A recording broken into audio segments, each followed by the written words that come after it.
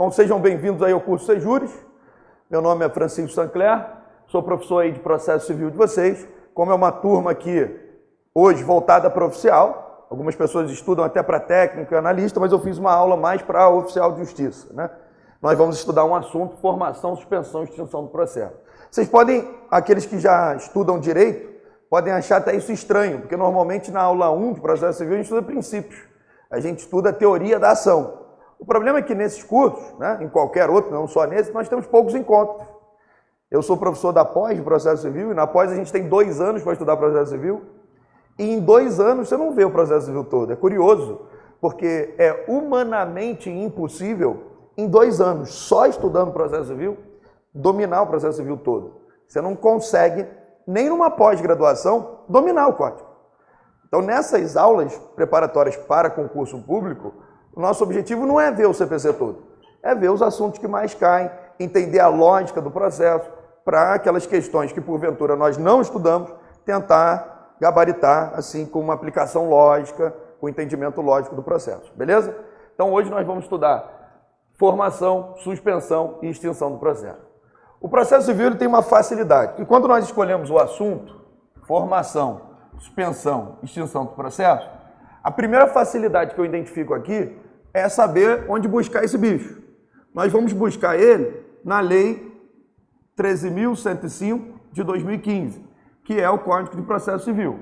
No TJ, quando cai processo civil, não cai só o CPC, cai também a Lei do Processo Eletrônico, a Lei dos Juizados, mas em regra é essa lei aqui que a gente precisa ter para as aulas, Código de Processo Civil. E esse assunto, ele está previsto no CPC, entre os artigos 312 a 318.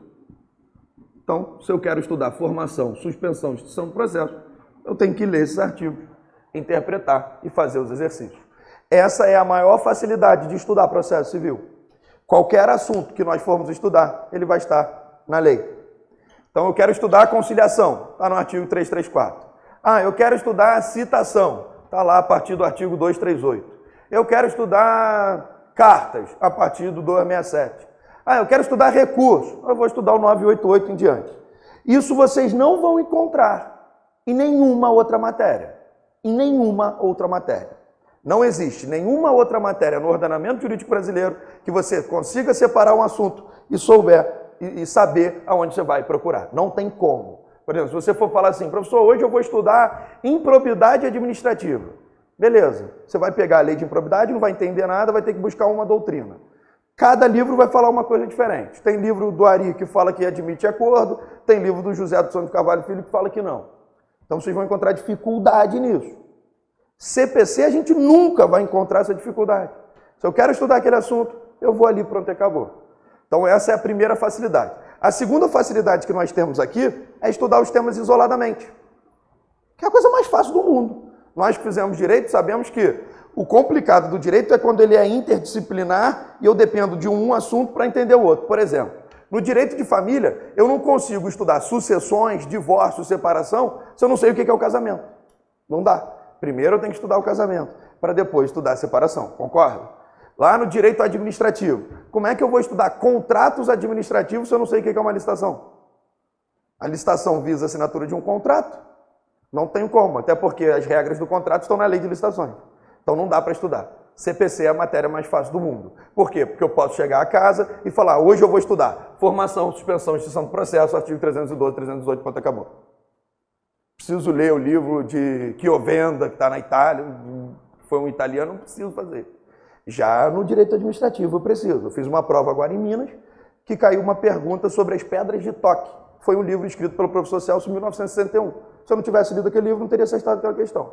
Então, são coisas interessantes. Aqui não acontece isso. Eu não preciso ler todas as doutrinas para gabaritar a prova. Eu não preciso identificar todo mundo, quais são as divergentes, o que o Supremo fala, não preciso. Aqui basta eu ter o CPC, grifar os artigos, fazer as questões e gabaritar a prova. Por quê? Porque CPC, quando cai em prova, é letra de lei. É muito difícil você ver uma questão de processo civil que cobre um livro que está escondido em Petrópolis, debaixo do tapete de Dom Pedro, que ninguém leu. Isso não acontece. Já em direito administrativo isso acontece. Há uns 4 domingos atrás, nós tivemos uma prova de técnico judiciário do TJ do Ceará. Técnico judiciário do TJ do Ceará, nível médio. E caiu uma pergunta assim: o atual gestor responde por infrações dos gestores passados? O que vocês acham? Responde ou não responde? Depende da teoria. Tem livro que fala que sim, tem livro que fala que não, tem livro que fala que aplica o princípio da intranscendência, o Supremo fala que depende, o Supremo fala, olha, depende. Se o atual prefeito entrou, viu as irregularidades e não tomou previdência, ele também responde. Outros livros falam, olha, o controlador responde sempre porque a Constituição diz que é solidária. Então veja, olha que dificuldade, uma prova de nível médio, banca FGV, TJ do Ceará, para você acertar aquela questão, teria que ter lido doutrinas, porque você não vai encontrar um professor que fale do princípio da intranscendência subjetiva nesses cursos, sim, quase impossível. Se falar é sorte, concorda? Então, CPC a gente não encontra isso. CPC é mole. No domingo passado, tivemos a prova da OAB. Todo mundo falou, a prova foi muito difícil. Foi, menos CPC. Todas as matérias foram muito difíceis, concordo, mas CPC foi ridículo. CPC perguntou, dentro da audiência de conciliação, o que acontece? Caiu na prova, domingo passado. Eu preciso ligar para minha filha de 5 anos, ela vai falar, pai, dentro de uma audiência de conciliação, ou tem acordo ou não tem. Qualquer um sabe isso. Foram essas questões que caiu na prova de domingo passado do CPC. Então todo mundo na internet falando, olha, a prova está muito difícil, mas não vi ninguém falando que o CPC estava difícil. Por quê? Porque CPC está tudo dentro da lei, tudo aqui dentro. E o CPC, ele é uma norma procedimental. O que nós vamos estudar aqui é justamente isso aqui, ó. Nós vamos estudar um procedimento. E lá, logo na aula 1, é importante que vocês conheçam esse procedimento, porque é isso que nós vamos estudar. Nós vamos estudar a petição inicial, que é o início desse procedimento. Nós vamos estudar aqui a distribuição, que é a segunda fase do procedimento. Toda vez que eu protocolo uma petição inicial, tem que ser distribuído. Foi distribuído, vai para uma coisa que se chama conclusão. Conclusão. Depois eu tenho aqui o chamado juízo de admissibilidade.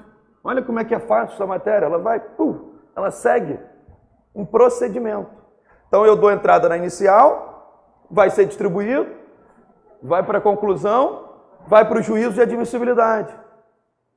Chegou no juízo de admissibilidade, se tiver tudo certinho, ele faz uma coisa que se chama citação.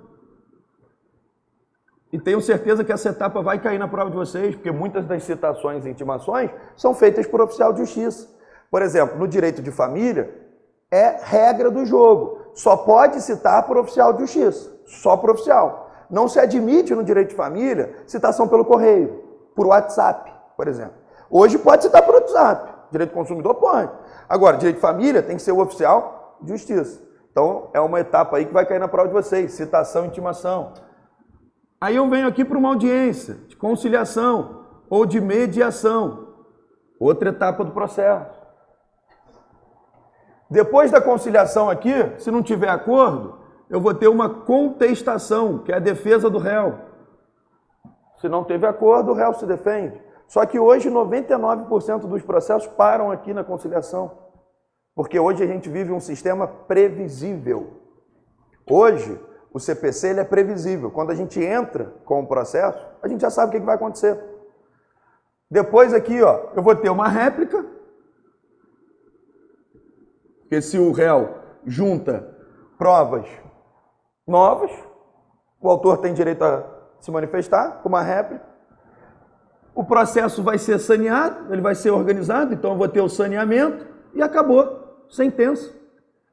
Essa é a matéria mais fácil do mundo. Por quê? Porque eu vou estudar um procedimento. Aqui, ó, procedimento certinho.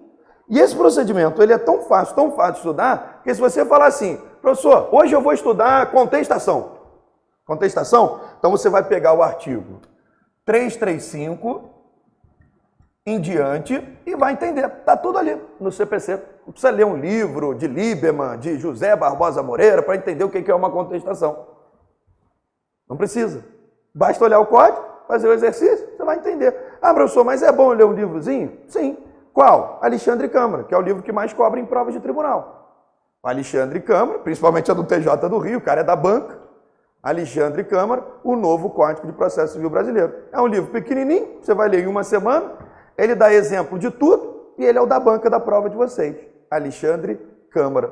O nome do livro é O Novo Código de Processo Civil. Esse é o livro que cai na prova de vocês. Mas sempre que ele citar um artigo, corra para o código e grife o artigo, porque a prova é letra de lei, é o que está na lei. Beleza? Ah, professor, quero estudar hoje a petição inicial. Então eu vou estudar aqui o artigo 319 em diante. Beleza? 319 em diante. Eu quero estudar a distribuição. Você pode estudar lá o artigo 59.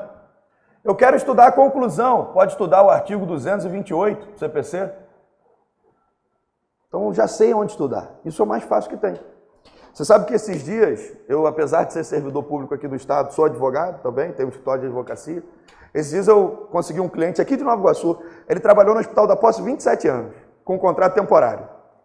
27 anos no Hospital da Posse, com contrato temporário, sem nunca ter recebido o FGTS, o 13º, e todo ano a administração renovava o contrato dele, beleza? Deu para entender? Ele chega lá no meu escritório e pede para eu anular esse contrato. Eu dou para um garoto que trabalha comigo e falo, faça essa inicial aí. O garoto levou 4 dias para descobrir o que é contrato temporário. Por quê? Porque a Constituição, no artigo 37, inciso 9, diz assim, a administração pode contratar temporariamente para atender necessidade excepcional de interesse público, ponto. Só que ela não diz o que é necessidade excepcional, ela não diz o que é contrato temporário. Então você só sabe o que é contrato temporário se você for ler os livros. Livro lá do Carvalho Filho, da Di Pietro, do Diogo. CPC a gente nunca vai ter esse problema. Eu consigo identificar o assunto lendo o artigo. Eu nunca vou ter esse problema. Eu nunca vou precisar sair daqui e ir numa doutrina para... Jamais. Isso aqui está claro. Ou tem acordo ou não tem dentro da audiência de conciliação. Matéria facinho. Por isso todo mundo gabarita essa matéria. Aqui o Sejures esse ano teve a turma para FGV, a prova, o concurso da Defensoria, eu treinei aqui os alunos. O primeiro colocado foi nosso. O garoto estava estudando há 2 meses, gabaritou a prova, ficou em primeiro, estudando há 2 meses. Ele ainda me ligou e falou, professor, muito obrigado, fiquei em primeiro lugar. Eu falei, cara, tu não fez mais que uma obrigação. Pô, essa matéria é ridícula, cara. Todo mundo gabaritou, não foi só você, não. Agora, em constitucional, parabéns, irmão, tu mandou bem. Administrativo, tu mandou bem. Agora, não vem falar que se deu bem porque gabaritou o CPC. Porque essa matéria, todo mundo gabarita. Porque essa é a mais fácil. Essa é a mais fácil. As pessoas têm dificuldade, eu vejo assim na internet, CPC eu tenho dificuldade, porque ainda não entendeu que isso é um procedimento. O dia que a pessoa entender que isso é um procedimento, ela vai entender que procedimento é fácil, é isso, pronto e acabou, não tem para onde correr.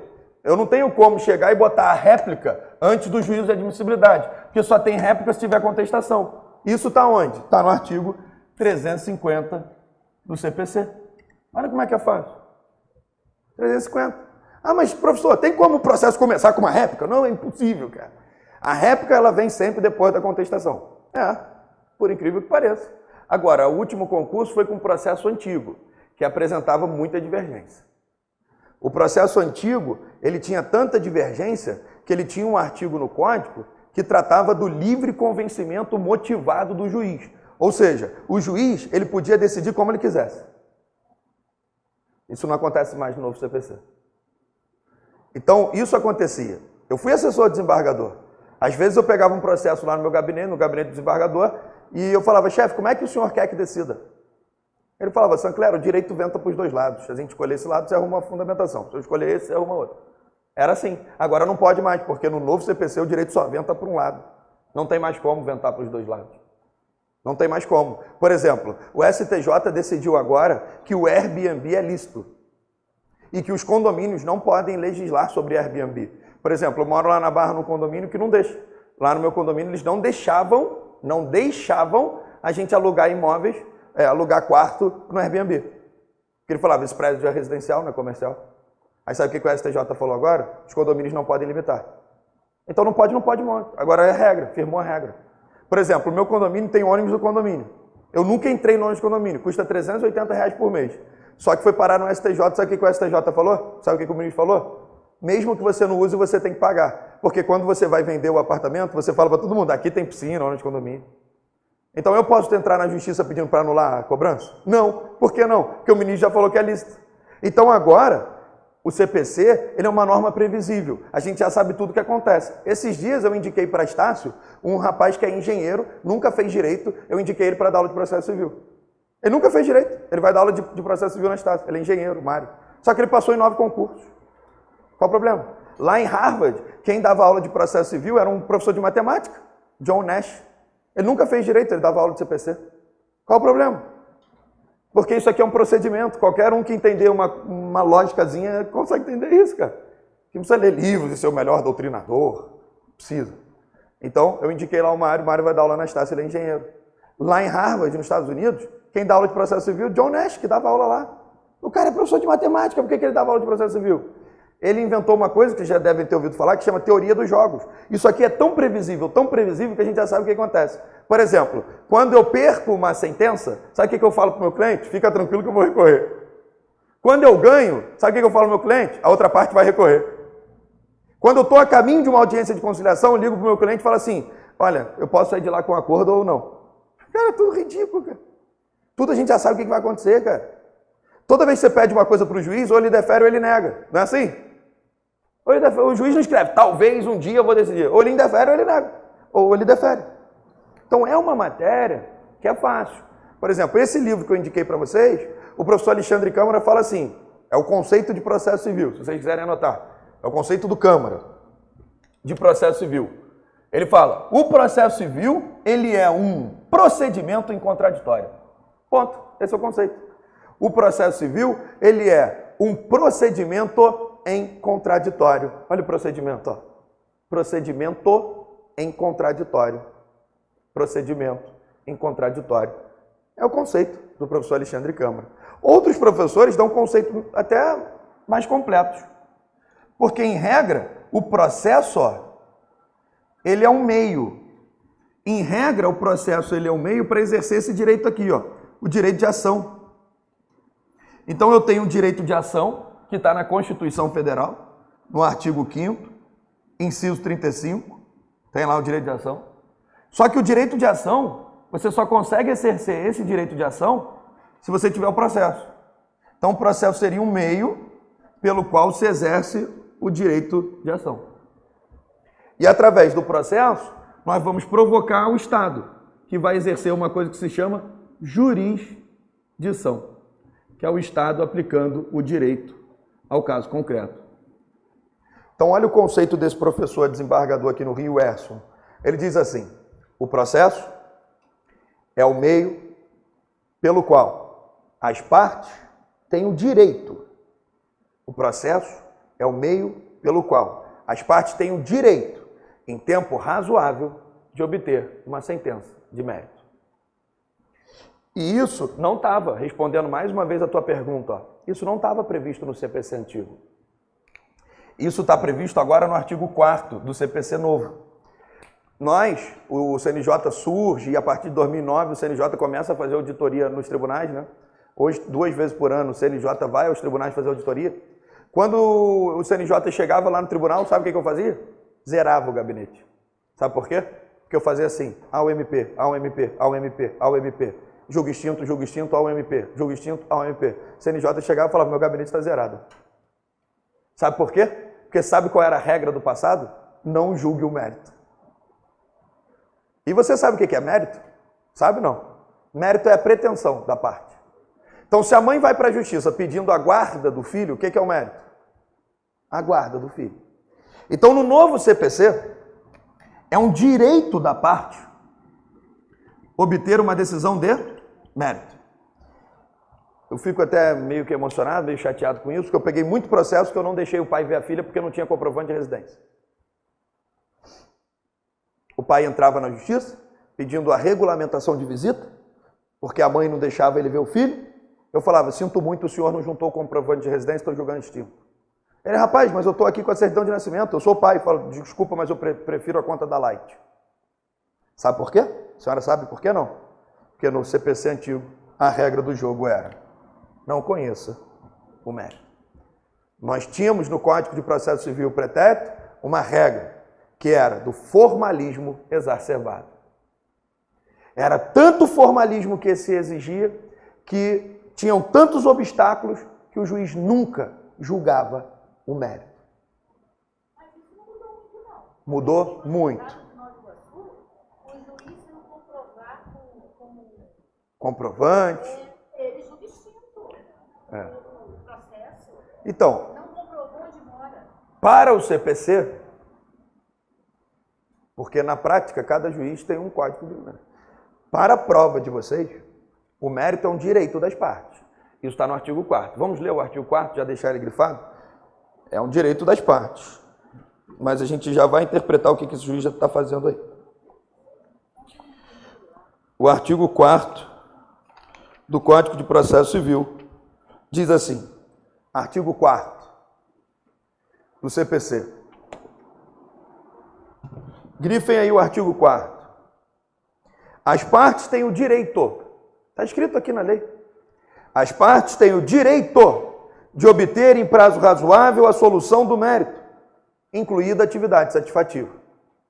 Também não adianta nada você ganhar e não executar. Mas isso foi um marco revolucionário no país. O novo código diz, as partes têm o direito de, num prazo razoável, porque se demorar muito também, violou o direito da parte. De, num prazo razoável, obter o quê? Uma decisão de mérito. E o que é o mérito? É a pretensão. Se eu entro na justiça pedindo 10 mil reais de dano moral para Casas Bahia, o que é o mérito? De 10 mil reais de dano moral. O mérito, nunca se esqueçam disso, tem advogado que não sabe isso. O mérito é a pretensão da parte. Se a mãe pede a guarda, o que é o mérito? A guarda. Tudo bem até aqui? E eu, particularmente, como eu não advogo no juizado, nunca vi, após a entrada em vigor do novo CPC, uma decisão sem mérito. E eu acho, se Deus quiser, que eu vou morrer sem ver. Sabe por quê? Porque o novo CPC não deixa mais o juiz julgar sem mérito. O novo CPC, no artigo 317, e aqui a gente está fazendo só uma introdução, para que vocês possam entender a matéria que vocês vão estudar. O novo CPC, no artigo 317, diz assim, juiz, não julgue sem analisar o mérito. Se você for julgar sem analisar o mérito, dê às partes a oportunidade de sanar os vícios para julgar o mérito. Vamos à leitura aí do artigo, e já vai grifando o artigo 317 do Código de Processo Civil, artigo 317 do CPC. É um artigo que nós vamos estudar hoje, porque ele está aqui, ó, dentro do tópico de extinção do processo, artigo 317 do CPC. Olha o que diz aí o artigo 317 do Código de Processo Civil. Antes de proferir decisão sem analisar a pretensão da parte, sem resolução do mérito, o juiz deverá conceder à parte a oportunidade para, se possível, corrigir o vício. Então, qual é a regra aqui? A partir de agora, nós vamos chamar o processo de jogo. Qual é a regra do jogo aqui? Qual é a regra do jogo? Com ou sem mérito? Qual é a regra? Tem alguém vivo aqui hoje, não? Faz assim, vocês estão respirando ou não? Qual é a regra do jogo? Jogar com ou sem mérito? Com mérito. Então, lá na prova de vocês, se vem contando uma historinha, o juiz vai decidir com ou sem mérito, você vai marcar o quê? Você vai marcar a regra. O juiz vai decidir com... Vamos ler de novo o artigo 317. Antes de proferir decisão sem resolução do mérito, o juiz deverá conceder à parte a oportunidade para, se possível, corrigir o vício. Então, vamos supor, se a parte não trouxe o comprovante de residência, ele de cara vai julgar extinto o processo? Não. Se a parte não trouxe o comprovante de residência aqui na inicial, aqui no juízo de admissibilidade, ele vai fazer um juízo negativo. Só que nesse juízo negativo, ele vai aplicar o artigo 321 e ele vai dar um prazo para o autor apresentar o comprovante de residência. Se o autor não apresentar o comprovante de residência, aí sim ele vai julgar extinto o processo sem resolução do mérito. Então, se o autor não apresenta aqui o comprovante de residência, a próxima etapa aqui do processo vai ser uma sentença de extinção do processo. Mas aí foi porque o autor quis que o processo fosse extinto, aí é diferente. Se o autor quer que o processo seja extinto, aí não é o juiz que vai julgar o mérito. O juiz deu a chance para o autor, falou, autor, apresente no prazo de 15 dias o comprovante de residência. O autor não quis, aí o problema é do autor, não é do juiz. Concorda? Então aí sim, o juiz vai julgar extinto. Agora, o que acontece muito no juizado é a mesma coisa que acontece no PROCON, porque lá no PROCON nós somos uma espécie de juizado. Acontece muito do cara ir no juizado e não ter interesse do réu. Você não pode ir à justiça se você não tem interesse do réu.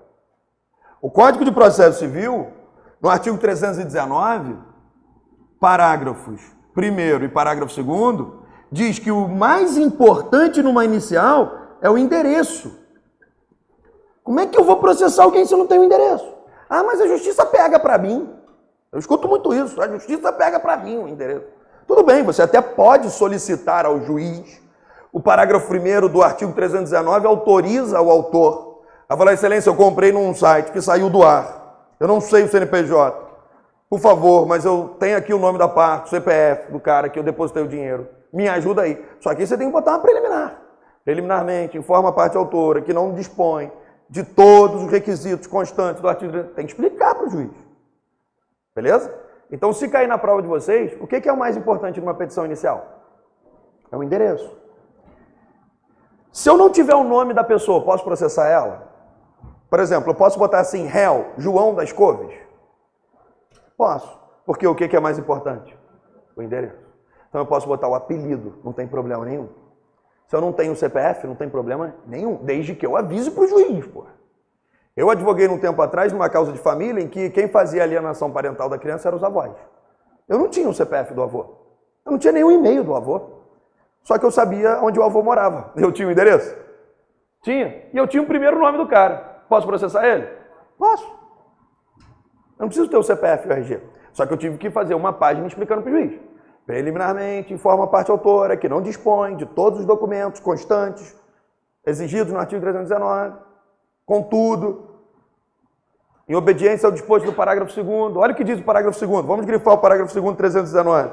Olha o que diz o artigo 319, parágrafo 2º. A petição inicial não será indeferida se, a despeito da falta de informação, for possível citar o réu. Se for possível citar o réu, parágrafo 2º do artigo 319, pode citar o réu, mesmo que você não tenha o CPF do réu, mesmo que não tenha o nome do réu. Não tem problema nenhum. Então, se cair na prova de vocês, o que é o mais importante, até para vocês como oficial de justiça? Como é que o oficial de justiça vai citar alguém se não tem endereço? Tem que ter o quê? O endereço. Tem que ter o endereço. Isso aqui é o mais importante numa inicial. Então, percebo, no novo CPC, qual é a regra do jogo? O juiz tem que analisar o mérito. Por quê? Porque o artigo 4º diz que o mérito é um direito das partes. Tem que analisar o mérito.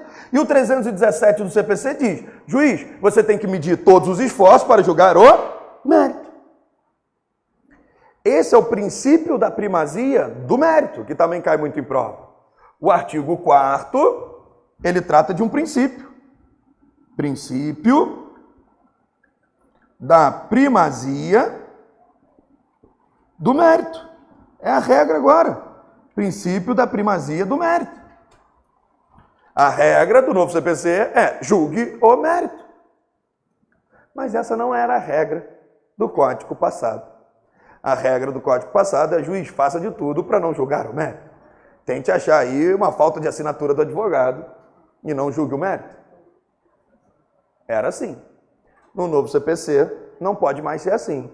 Pelo menos não mais para a lei. Beleza? Tranquilo até aqui? Então nós vamos estudar esse processo, que é um procedimento em contraditório, que é o meio pelo qual se exerce o direito de ação. Através dele provoca-se o Estado que exerce a jurisdição. Então a jurisdição é o Estado dizendo o direito, aplicando o direito ao caso concreto. Cai muito em prova de tribunais. Quais são as características dessa jurisdição? Primeira característica é a natureza declaratória. Declaratória. É ele, Estado, agora que vai declarar o direito. Se eu provoquei ele, a característica principal da jurisdição é a natureza declaratória. A inércia. Outra característica da jurisdição é porque ela é inerte. Em regra, o processo civil começa por uma demanda, né? Por provocação. Ela é imperativa também. Imperativa é outra característica da jurisdição. Outro professor, Humberto, coloca substitutividade. Substitutividade. Então são características aí da jurisdição. Ela é declaratória, inércia, imperativa, substitutividade. O juiz substitui a vontade das partes.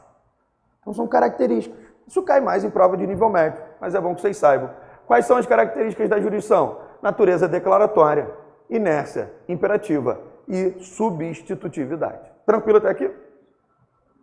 São as características, não são a finalidade, porque uma das finalidades da jurisdição é a pacificação social.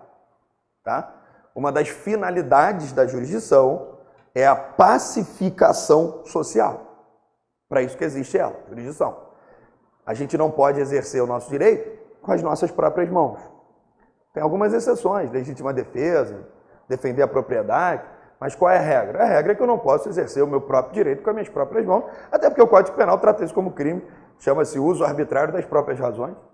Eu, há pouco tempo atrás, emprestei um dinheiro para um amigo meu, ele deixou o carro dele de garantia, não me pagou. Eu posso ir lá pegar o carro dele? Lógico que não. Eu não posso exercer o meu direito com as minhas próprias mãos. Então, uma das finalidades da jurisdição é a pacificação social.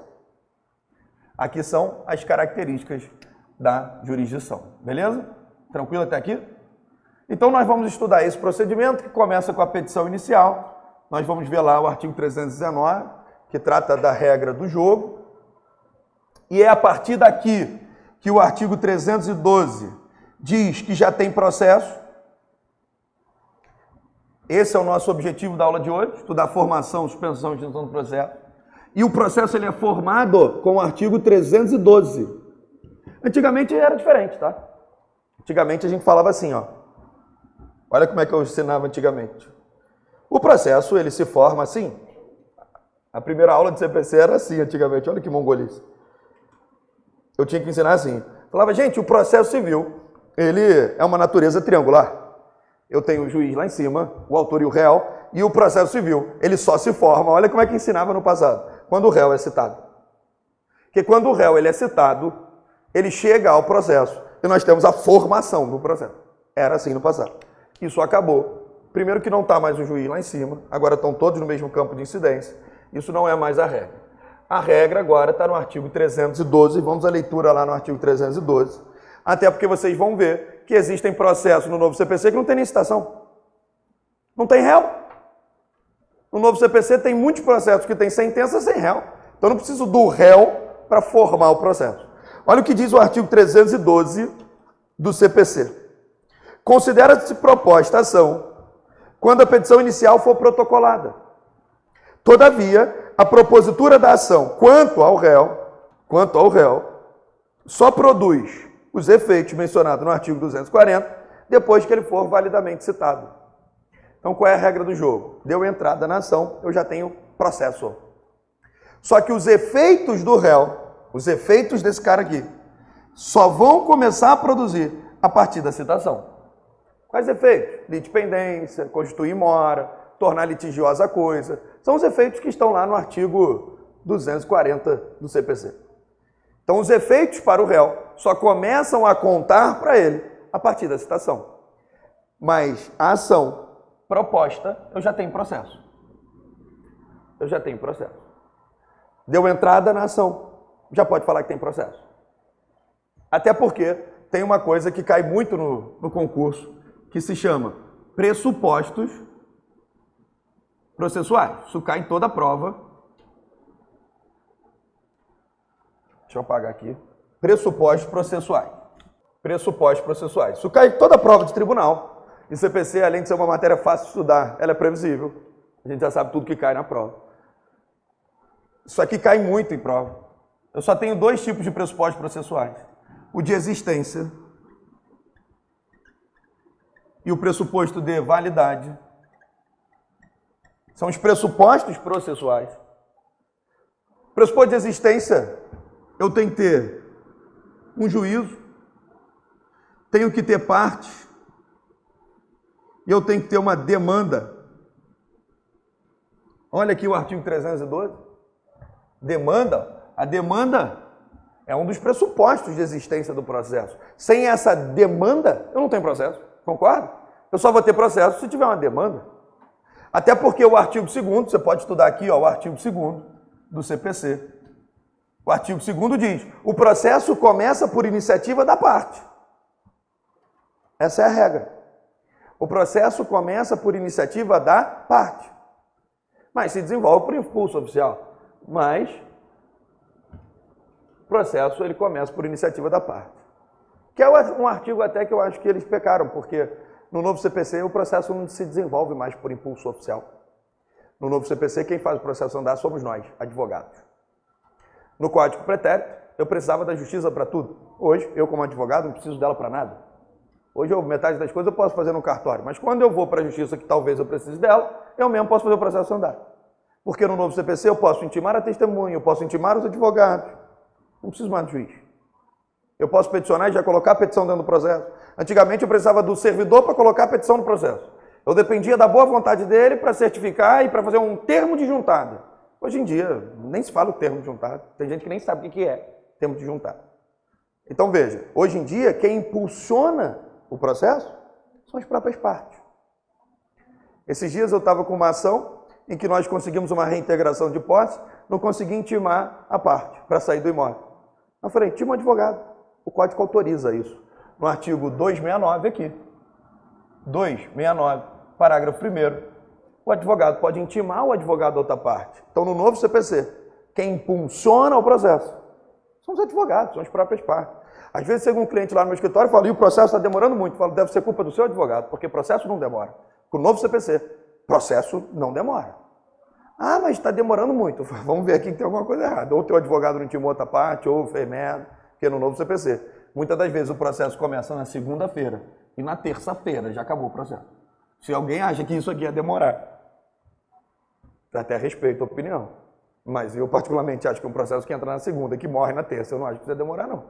Acho que se ele levasse 15 anos para ser julgado, sim. A gente já vai entender isso. A gente já vai entender esse negócio. Nós estamos falando dos pressupostos. Então tem que ter uma demanda. Não tem que ter uma demanda? Sem demanda não tem processo, concorda? Tem que ter parte. Agora, cuidado, quando nós falamos parte, não precisa ser autor e réu. Porque tem processo no novo CPC que não tem réu. Só autor. Nem vai precisar citar o réu. Porque lembre-se, qual foi a principal mudança aqui no CPC? Agora é tudo previsível. Quem dá aula de CPC agora? É matemático, é engenheiro, é arquiteto. No mesmo, professor de direito. Porque tudo aqui é previsível, esses caras adoram previsibilidade. Então, no novo CPC, para ter pressuposto processual de existência, basta ter uma parte, não necessariamente réu. E tem que ter um juízo. E cuidado em prova, hein? Se faltar um desses pressupostos aqui, se não tiver esse pressuposto, não tem processo. Se não tem processo, não tem sentença. Então, aqui é um ato administrativo.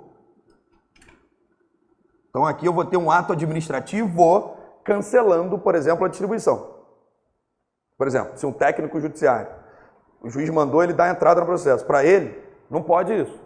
Então, o certo seria cancelar a distribuição por um ato administrativo.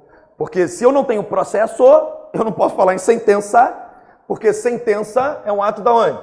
Do processo, artigo 485 e 487. Então, aqui eu vou ter um ato administrativo. Eu só posso falar em sentença se eu tiver processo. Se está faltando o pressuposto de existência, eu não tenho o quê? Processo. Agora, eu tenho alguns pressupostos de validade. Por exemplo, esse juízo ele tem que ter competência. Essas partes têm que ter capacidade. A demanda tem que ser formal. Então não basta ter um juízo. Esse juízo ele tem que ter competência. O juiz do tribunal do júri, ele não pode julgar uma causa de família. Ele não tem competência. Pô. Se ele não tem competência, está faltando qual requisito? Validade. Agora, eu tenho parte, mas ela não tem capacidade. Isso cai muito em prova. Essa capacidade da parte aqui, eu tenho 3 tipos. E me perdoem acelerar um pouco a aula, porque nós temos, se eu não me engano, são 6 encontros, 7 encontros. É o humanamente possível em 2 anos na pós-graduação ensinar tudo, imagine em 7. Então aqui a gente tem que estudar o que mais cai em prova e dar um direcionamento para vocês. Ó. Vira à esquerda, vira à direita. Então a gente tem que acelerar um pouco mais. Estou achando muito lento essa aula. Então essa capacidade ela tem 3. Capacidade de ser parte, de estar em juízo e postulatória. Eu tenho 3 tipos de capacidade processual. Capacidade de ser parte, a capacidade de estar em juízo e a capacidade postulatória. Uma criança de 2 anos pode ser autora de uma ação? Vamos botar aqui o autor aqui. Sei lá, Fernanda. Ela tem 2 anos. Ela pode ser autora de uma ação? Pode. Mas ela tem que estar representada ou assistida? Representada, porque ela é absolutamente capaz. Então está lá representada por sua mãe. Mas ela tem capacidade de ser parte. Mas ela não tem capacidade o quê? De estar em juízo. Porque, em regra, a capacidade de estar em juízo tem que ser acima dos 18 anos. E aí cai muito em prova. Qual é a diferença da capacidade de ser parte para a capacidade de estar em juízo? Vocês sabem a diferença? A capacidade de ser parte é aquele que detém o direito. A capacidade de estar em juízo é aquele que pode exercer o direito. Ah, como é que é fácil o CPC? Sério, você está precisando ler 15 livros para entender que a regra do jogo é analisar o mérito? Você precisa? Não precisa. Você precisa ler 200 livros para entender que a capacidade de ser parte é aquele que tem o direito? Precisa, pô. Precisa saber que a capacidade de estar em juízo é aquele que pode exercer o seu próprio direito? Precisa ler livro para isso, cara. Agora, me responda uma coisa. É o juiz, tá? O juiz. Ele é servidor público? É? O Carvalho Filho, não. E para o Supremo Tribunal Federal, não. Para os ministros do STJ, é. Para o STF, não. Um prefeito pode nomear a mulher dele como secretária? Hoje eu estava de folga, acabei vendo o RJTV. E o RJTV mostrou que o prefeito de Iguaba nomeou a mulher dele como secretária de saúde. Isso pode? Pode? Isso pode? Para a maioria dos professores de direito administrativo, isso não pode, porque viola o princípio da moralidade, seria nepotismo. Só que para o Supremo pode. Pode ou não pode? Mas o Marco Aurélio, que é ministro do Supremo, acabou de anular a posse do filho do Crivella aqui no Rio. Pode ou não pode? Ninguém sabe, ninguém nunca vai saber se pode ou não pode. Aqui é muito fácil essa matéria. Aqui é o seguinte, a capacidade de ser parte é que tem direito de exercer. É assim. Isso ninguém nunca vai saber, tomara que não caia isso na prova. Que não tem como saber. Ninguém sabe. Se o próprio Supremo diz que sim e o próprio Supremo diz que não, e aí? A do Crivella foi anulada e a de Iguaba foi mantida pela Justiça. O prefeito ainda apareceu lá no RJTV e falou: nomeei minha mulher sim, inclusive a minha ex, inclusive meus 2 filhos. Aí o cara do repórter perguntou para ele, por quê? Ele, porque a Justiça autorizou. A mesma Justiça que autorizou às vezes nega. Aqui a gente não encontra isso. Aqui é tudo muito óbvio, papum, papum. Aqui é a matéria mais fácil que tem. Por exemplo, a senhora acha que um parecer é um ato? Um parecer é um ato administrativo? Sim. Para a professora Di Pietro, membro do Comitê Internacional, não é. E aí? É ou não é? É ou não é? A portaria, a senhora acha que é um ato ordinatório ou normativo? Depende do livro. Para o professor Matheus Carvalho é normativo, para o Carvalho Filho é ordinatório. E agora? Responde na prova lá, é normativo ou ordinatório? Deixa em branco, cara. Agora, qual é a capacidade de ser parte? Aquele que tem o... O que é a capacidade de estar em juízo? É aquele que... Tem como errar uma questão dessa? Agora, se cai lá, se o portariato ordinatório normativo, tu responde o quê? Sei lá, cara. Responde. Outro dia eu passei um perrengue danado, um aluno lá de trás perguntou assim, professor, a gente estava numa aula de direito administrativo, e o aluno perguntou assim, professor, a sanção do presidente da República é o quê? Eu falei, depende, cara. Ele, como assim depende? Eu falei, pode ser um ato político. Ele, mas pode ser jurídico. Ele, eu falei, mas pode ser político jurídico. Ele, mas é o quê, professor? Eu falei, depende do livro, cara, porra. Ele, mas como é que eu respondo? Eu falei, deixa em branco, meu filho, não tem resposta. Vou falar o quê para aquele garoto? Tem livro que fala que é ato político, tem livro que fala que é ato jurídico, o livro do Pedro Lenza fala que é jurídico político. Eu vou saber o que é uma sanção, meu irmão. Agora, você me perguntar assim, qual é o prazo da apelação? Eu falo, 15 dias, parceiro. Pode marcar 15, se cair na prova 16, está errado. Não é mais fácil essa matéria? Então, a capacidade de ser parte é aquele que tem o quê? O direito. E a capacidade de estar em juízo é aquele que pode exercer o direito. E a capacidade postulatória é de quem? Do advogado. Pronto, acabou. Vamos lá no artigo 103 do CPC. Artigo 103 do CPC. 103. Latino. Artigo 103 do CPC. O que diz aí o artigo 103 do CPC? Aí, ó. A parte será representada em juízo por advogado regularmente inscrito na OAB. É a capacidade postulatória. A capacidade postulatória é de quem? Dos advogados. Mas tem exceção? Tem. Ela que falou do juizado, ó, juizados especiais. Até 20 salários mínimos. A Justiça do Trabalho. Os juizados federais até 40. Os processos administrativos. Se você quiser recorrer de uma multa de trânsito do Detran, precisa de advogado. Um habeas corpus, não precisa de advogado. Mas aí são exceções. Qual é a regra? Capacidade postulatória de quem? Advogado. Se cair lá, capacidade postulatória da parte, tu vai marcar certo ou errado? Errado. Mas tem algum livro que fale que a capacidade postulatória é da parte? Não. O CPC fala que é de quem? Advogado. Tem exceções? Tem. Justiça do Trabalho, habeas corpus, processo administrativo, juizados especiais e federais. Mas essa é a matéria mais fácil que tem, a regrinha é pupu. Não tem para onde correr. A matéria é fácil. Tranquilo até aqui? Então, o processo civil começa aí com essa demanda. Aqui eu já vou ter o quê? A formação do processo. Está lá no artigo 312. Agora, pode acontecer da parte da entrada nesse processo e esse processo ter que ficar suspenso, cara. Acontece muito, por exemplo, eu peguei um caso outro dia, infelizmente a gente conta, mas eu conto casos concretos, a mulher tomou um tiro no olho do homem, do marido. E sabe o que ela me procurou? Porque no processo penal ela não pode ser autora, né? Quem é o autor é o Ministério Público. Ela me procurou para eu entrar com uma ação indenizatória contra o marido. Eu posso entrar com uma ação indenizatória contra o marido antes do Ministério Público processar esse cara? Posso? E depois? E se o Ministério Público entrou na justiça e não teve sentença? O juiz pode condenar ele a pagar um dano que ele ainda não foi culpado? O que vocês acham? Então sabe o que pode acontecer? Pode acontecer de eu entrar na justiça e no dia seguinte aqui, ó, o juiz suspender o processo. Ele pode suspender. As esferas, elas são independentes, mas muitas das vezes elas vão se correlacionar. Até porque a indenização pode sair da esfera penal também, não teria problema. O juiz lá no penal dá a indenização e eu executar aqui no civil, não tem problema nenhum. Poderia, até mais prático isso. Né? Em tese, ela nem precisaria entrar com uma ação indenizatória, mas ela quer porque quer, não vou obrigar ela a fazer de outra forma. Então, no caso dessa mulher, ela falou assim, o que vai acontecer comigo? Falei, só um minutinho, vou no CPC. Não preciso ler livro. Ó. Vamos lá no artigo 315. São duas hipóteses.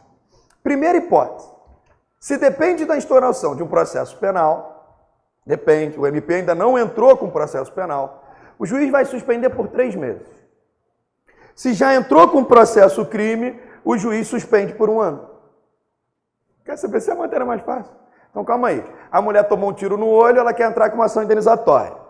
Ela quer entrar com uma ação indenizatória, o juiz pode fazer o que com esse processo? Depois que ela der entrada?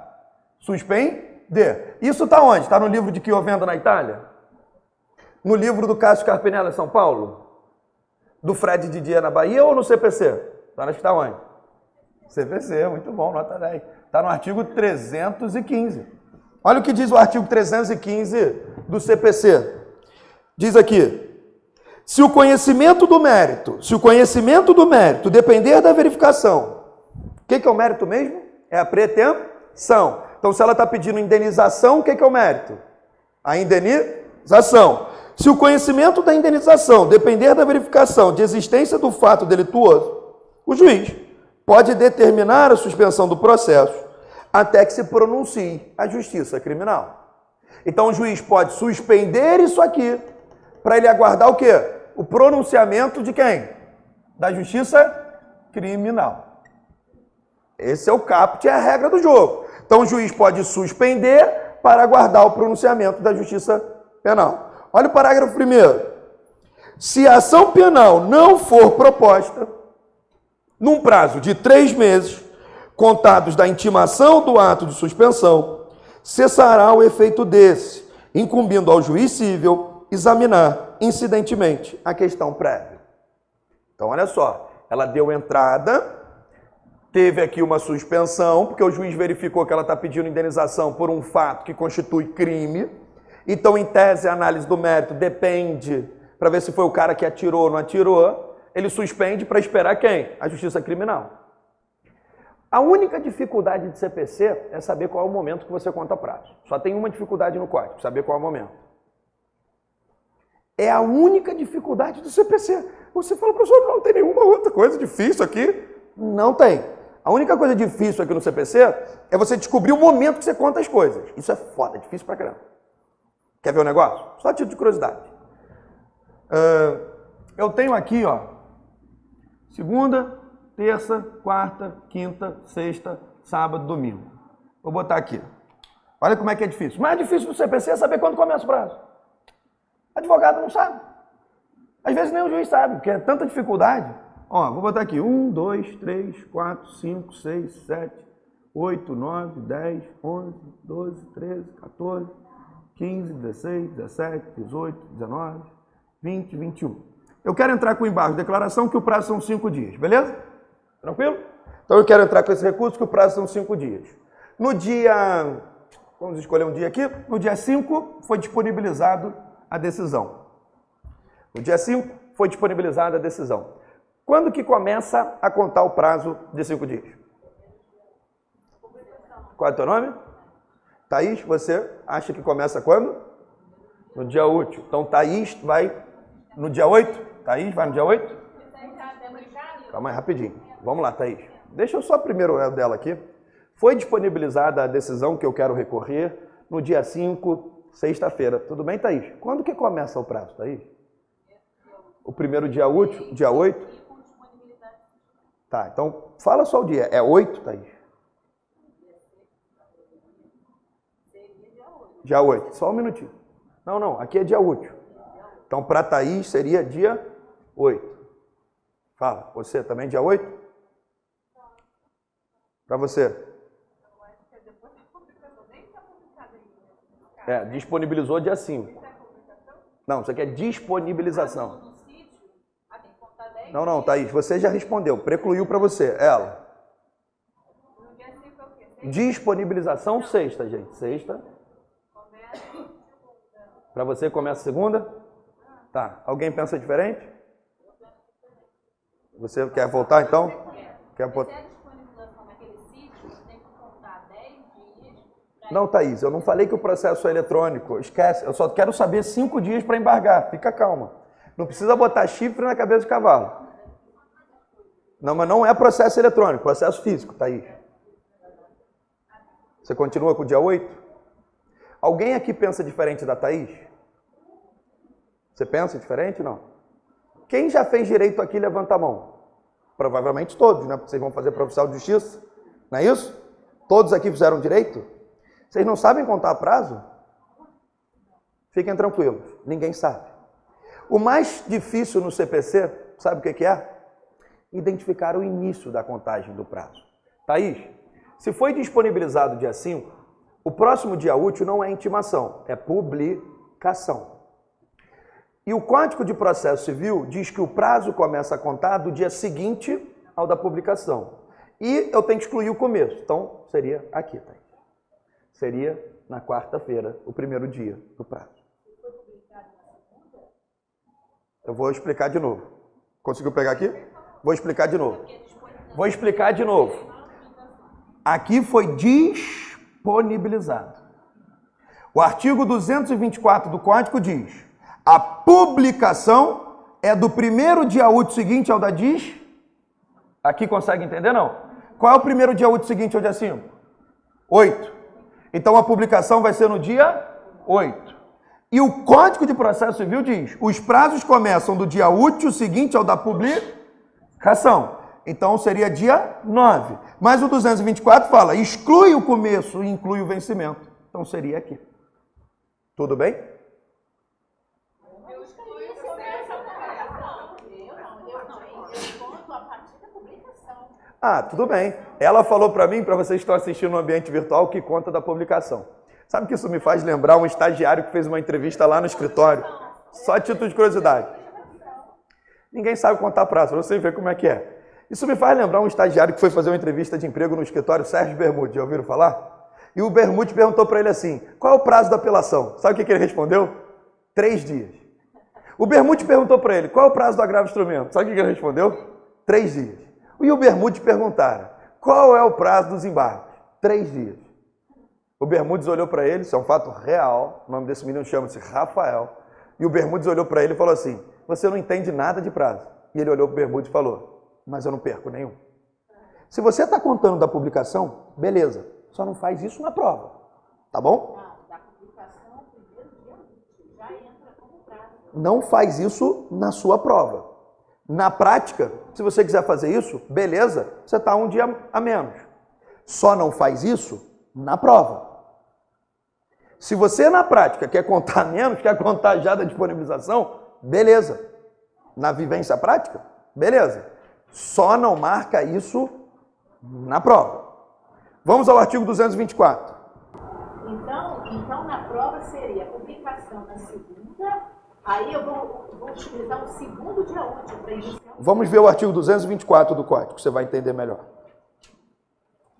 Na prática, podem fazer assim. Só não marque assim na prova. E Thaís, se o processo fosse eletrônico, você vai contar 10 dias corridos. Vamos ao artigo 224. Nesse momento, eu não estou querendo ensinar prazos para vocês não, tá? Eu só estou querendo mostrar que o mais difícil dentro dessa matéria, que eu estou o tempo todo falando que é fácil, é saber o dia do começo das coisas. É só isso. Olha o que diz o artigo 224. Vamos grifar ele. Salvo disposição em contrário, os prazos serão contados, excluindo o dia do começo. Beleza, gente? Então, o dia do começo eu não conto. Vocês concordam comigo, sim ou não? Então, eu tenho que descobrir quando começa para cancelar ele e contar do dia seguinte. Tudo bem? Tudo bem até aqui? Vamos lá. Vamos ao parágrafo 3º do artigo 224, para descobrir o dia do começo. Eu já sei que exclui o começo, não já? Agora eu tenho que descobrir quando que é o começo. Olha o parágrafo 3º. A contagem do prazo terá início no primeiro dia útil que seguiu de quem? De quem? Da publicação. A publicação foi quando aqui? Dia 8? Então começa o prazo quando? 9? Mas eu conto 9? Então começa quando? 10. Tudo bem até aqui? Vocês estão bem, gente? Mas quem disse isso? Sou eu, Lieberman, que eu venda. Quem diz isso? CPC. Agora, na prática, professor, eu já conto logo a disposição. Beleza. Tranquilo. Beleza. Mas na prova, não façam isso. Tudo bem daqui? Mas vamos nos outros parágrafos. Olha o que diz o parágrafo 1º do artigo 224. Os dias do começo do vencimento do prazo serão protraídos para o primeiro dia útil seguinte, que coincidirem com o dia que o expediente forense foi encerrado antes ou iniciado depois do horário normal. Então, se tem lá um feriado, eu só vou contar do dia útil seguinte. Parágrafo 2º. Considera-se como data da publicação o primeiro dia útil seguinte, o da disponibilização. Então, cuidado para não confundir disponibilização com publicação. Porque sempre quando eu tenho a disponibilização, o próximo dia útil é de quem? Da publicação. Vocês vão aprender isso na aula de prazo. Parágrafo 3º. A contagem de prazo terá início no primeiro dia útil que seguiu da publicação. Então, o primeiro dia útil seguinte da publicação é o marco inicial? É ou não é? Mas eu conto o início? Não. Tranquilo até aqui? Beleza? Tudo certo? Tá tudo bem até aqui? Essa é a regra para o CPC. Beleza? E é assim que cai prova. Então, o que é mais difícil nesse código? Qual é o mais difícil nessa matéria? É o prazo. Descobrir os prazos. Sabe como é que cai em prova? Se o fato depende de um processo crime, o juiz suspende por 3 meses a contar da propositura da inicial. Certo ou errado? Errado. Porque eu só vou contar aquele prazo de 3 meses quando sair a intimação. Intimação. De quem? Do ato de suspensão. Estão entendendo alguma coisa ou não? Estão entendendo? Eu costumo brincar, que eu dou aula para pós-graduação de processo civil, eu costumo brincar porque ali são os advogados que querem ganhar dinheiro na advocacia. Eu falo, quando o cliente recebe uma citação, dizendo que no prazo de 3 dias tem que pagar, numa execução, quando começa a contar esse prazo? Quando ele recebeu? Da juntada. Aplica o 231. Aí eu brinco com os advogados lá na pós, falo, nunca contem isso para os seus clientes. Liga para o cliente, você fala, o prazo já está correndo. Mas não é assim. A regra é, só vai começar da juntada da citação. Está lá no 231. Mas aqui nós estamos no 315. Nós estamos querendo descobrir quando começa a suspensão. Olha o que diz o artigo 315, parágrafo 1º. Se a ação penal não for proposta no prazo de 3 meses, lembra do tiro da mulher? O Ministério Público tem que propor ação, não tem? Tentativa de homicídio. Se ela não for proposta no prazo de 3 meses, contado da intimação da onde? Da suspensão. Quais são as pegadinhas de prova hoje? E outro dia eu estava fazendo as contas de quantas questões eu faço por mês. Eu hoje, na minha vida, faço 1000 questões por mês. Então podem ficar bem tranquilos. Eu dou aula quase todos os dias da semana. Amanhã eu estou aqui, domingo eu estou em Niterói. E toda aula eu faço questões. Outro dia eu estava somando quantas questões eu faço por mês. Eu faço uma média de 800 a 1000 questões por mês. Então fiquem bem tranquilos que questão eu faço quase todo dia. Só hoje eu já fiz umas 20 questões. Ainda a gente vai fazer mais umas 10, então vou fazer 30. Eu ainda vou ter que fazer o material da aula de domingo. Essa madrugada ainda devo fazer mais umas 30. Então só hoje vou fazer 60. Fiquem tranquilos. Faço 1000 questões por mês, pô. Quase todas as questões do que concurso já fiz. E eu vejo o que a banca vai tentar fazer. Ela vai tentar fazer assim, ó. Ela vai tentar fazer assim. Se não foi proposta ação penal lá, o juiz suspende o processo por 3 meses a contar da propositura da inicial. É a contar da propositura da inicial? Não, é a contar da intimação do ato de suspensão. Então vamos ler de novo, para vocês entenderem. Isso é o mais difícil no código. Isso é o mais difícil. Descobrir quando começam as coisas. Por exemplo, hoje em dia você pode pegar uma sentença e levar ela a protesto judicial. Você pode levar ela no cartório. Aí normalmente cai em prova assim. A partir do trânsito julgado já pode levar a sentença a cartório. É assim? Não. É a partir do cumprimento voluntário da sentença. Então, a gente sempre tem que identificar o prazo, cara. Que a gente sabe que pode pegar uma sentença e levar para o cartório, a gente sabe. Agora, quando começa o marco? Então, eu sempre, quando vocês verificarem um artigo, isso aqui é um alerta que eu estou fazendo para vocês. Sempre quando vocês estiverem lendo um artigo, e esse artigo fala, o prazo começa. Não sei o que começa. É o artigo mais difícil de interpretar. Olha o que diz aqui o parágrafo 3º. Parágrafo 1º, do artigo 315. Se a ação penal não for proposta, no prazo de 3 meses, contado da intimação do ato de suspensão, cessará o efeito desse, incumbindo ao juiz examinar incidentalmente a questão prévia. Então, o que eu vou ter que fazer? Eu vou ter que pegar aqueles elementos do processo crime e trazer para o processo penal. Porque o juiz vai poder analisar um fato penal dentro do processo civil. É lógico que ele não vai condenar aqui em cadeia, mas ele vai poder analisar. Tudo bem? Tudo certo até aqui? Vocês vão estudar também para a prova de oficial de justiça Código Civil, não vão? Vão estudar o direito civil, porque cai. Podemos ir lá no Código Civil rapidinho? Vamos lá no Código Civil. Que vocês vão estudar também direito civil. Vamos lá no artigo 935 do Código Civil. O que diz aí? O artigo 935 do Código Civil. Pode falar. Então, calma aí. A responsabilidade civil é independente da criminal. Então, o juiz ele não precisa ficar esperando o processo criminal.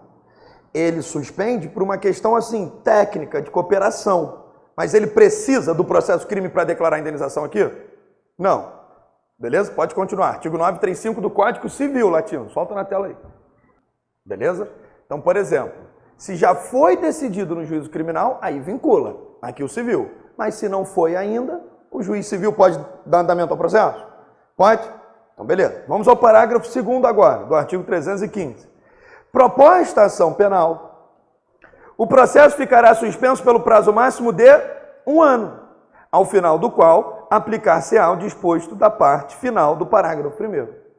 Então, olha como é que CPC é fácil.